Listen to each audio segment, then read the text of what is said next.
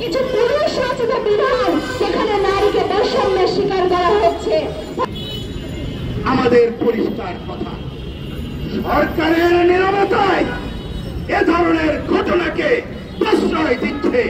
তাই নারীর উপরে সহিংসতা, আক্রমণ, নারী বিদ্বেষের ঘটনার দায় এই সরকারকেই নিতে হবে। আমাদের দেশে কেউ চুরি করলে তো তার হাত কেটে দেওয়া হয় না শরিয়া আইন মোতাবেক। আমাদের দেশে তো একটা গণতান্ত্রিক আইন চলে, তাহলে নারীর কথা উঠলেই কেন শরিয়া আইন, কেন ধর্মের কথা বলা হয়? আমরা বলতে চাই যে আজকে সারা দেশে নারীদের অবদানকে আপনারা দেখেন। একটা পরিবার নারী ছাড়া কি চলে? সকালে ঘুম থেকে ওঠা থেকে রাতে ঘুমানো পর্যন্ত যে গৃহস্থালীর কাজ, এই গৃহস্থালী কাজ নারীরা করেন, এর 95% নারীরা করেন।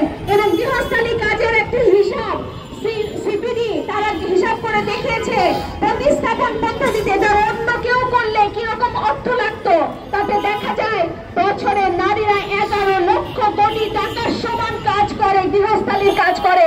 আপনার বাজেটের থেকেও বেশি কাজ করে নারীরা। আমরা দেখি অর্থনীতিতে নারীরা কিভাবে ভূমিকা রাখছে। আমাদের দেশের গার্মেন্টস একটা বড় খাত, সেখানে নারীরা কিভাবে ভূমিকা রাখছে। চা শ্রমিক নারীরা কিভাবে ভূমিকা রাখছে। কৃষি শ্রমিক নারীরা 70% কাজ করে থাকে। আমরা দেখি যে অর্থনীতিতে নারীদের ভূমিকা কোনো অংশে কম না। ঘরে নারীদের ভূমিকা আছে, পরিবারে নারীদের ভূমিকা আছে, অর্থনীতিতে নারীদের ভূমিকা আছে। সমাজে কোথাও কি নারীদেরকে বাদ দিয়ে একটা রাষ্ট্র ভাবা যায়? যেখানে নারীদেরকে বাদ দিয়ে ভাবা যায় না, সেখানে যে জুলাই অভ্যুত্থানে বৈষম্যের বিরুদ্ধে স্লোগান উঠেছিল, আজকে কেন 51% নারী তাদেরকে বৈষম্যের মুখে ফেলা হচ্ছে? আমরা দেখতে চাই, আমরা দেখতে পাচ্ছি যে নারীদেরকে আবার পেছনে ফেলে রাখার চেষ্টা করা হচ্ছে। বেগম রোকেয়ার থেকেও পিছনে চলে যাই আমরা। যেই বেগম রোকেয়া আমাদের দেশের নারী, আজকে বেগম রোকেয়া সারা বিশ্বব্যাপী সমর্থিত হচ্ছেন।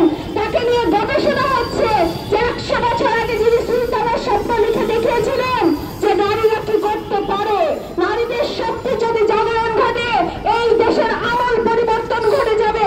তবে নারীদের সামনে সকল বাধাকে আমাদের অতিক্রম করতে হবে। তিনি 100 বছর আগে লিখেছিলেন যে আচ্ছা, আমাদের মায়েরা তো কোনো বিভেদ করে না, আমাদের তো নারী কন্যা এবং পুত্র কন্যা দুজনকেই, পুত্র সন্তান এবং নারী সন্তান দুজনকেই তো তিনি 10 মাস 10 দিন গর্ভে ধারণ করেন। একই পুত্র তো নারী পুত্র এবং কন্যার জন্য প্রবাহিত হয়। তাহলে মা থেকে তো মহান আল্লাহ আরো দয়াময়, তাহলে তার বিধান কি বৈষম্যমূলক হতে পারে? তার বিধানে নারী কেন সম্পত্তিতে অর্ধেক পাবে? তার মানে এটা তার বিধান না, এটা মানুষ রচিত, কিছু পুরুষ রচিত বিধান সেখানে নারীকে বৈষম্যের শিকার করা হচ্ছে। ফলে আজকে বাংলাদেশের আইনে অর্ধেক জনগোষ্ঠী নারী, তাদেরকে আইনতই বৈষম্যের শিকার বানানো হয়েছে। আপনারা জানেন সমকাজের সমমজুরি আইনে আছে, আমরা পাই না। নারীরা কাজ করলে কম মজুরি পায়, কিন্তু আইনেই আমাদেরকে বৈষম্যের শিকার করে রাখা হয়েছে যে পারিবারিক আইন, ধর্মীয় আইন মোতাবেক চলবে। এইখানে কিন্তু আমাদের সমান অধিকার নাই। তার একটি গণতান্ত্রিক দেশে আইনে এই নারীদের, অর্ধেক জনগোষ্ঠী নারীকে বৈষম্যের শিকার করে রেখে সেই দেশকে এগিয়ে যেতে পারে। বেগম রোকেয়া তো 100 বছর আগেই বলেছেন এগিয়ে যেতে পারে না। আমাদের দিক থেকে যেসব কথা বলতে চাই তার অনেক কথাই এখানে বলা হয়ে গেছে। আমি তারপরও এই বিষয় সম্পর্কে 2-1টি কথা বলতে চাই। প্রিয় বন্ধুরা, আমরা অতীত দিনের ইতিহাস নাই বা গেলাম, মাত্র গত বছরে একটা গণঅভ্যুত্থান সংগঠিত করলাম। আমাদের পরিষ্কার কথা, সরকারের নীরবতায় এ ধরনের ঘটনাকে প্রশ্রয় দিচ্ছে। তাই নারীর উপরে সহিংসতা, আক্রমণ, নারী বিদ্বেষের ঘটনার দায় এই সরকারকেই নিতে হবে। বন্ধুগণ, আমাদের অনেকগুলো কমিশন হয়েছে, কমিশন নিয়ে কথা হয়েছে।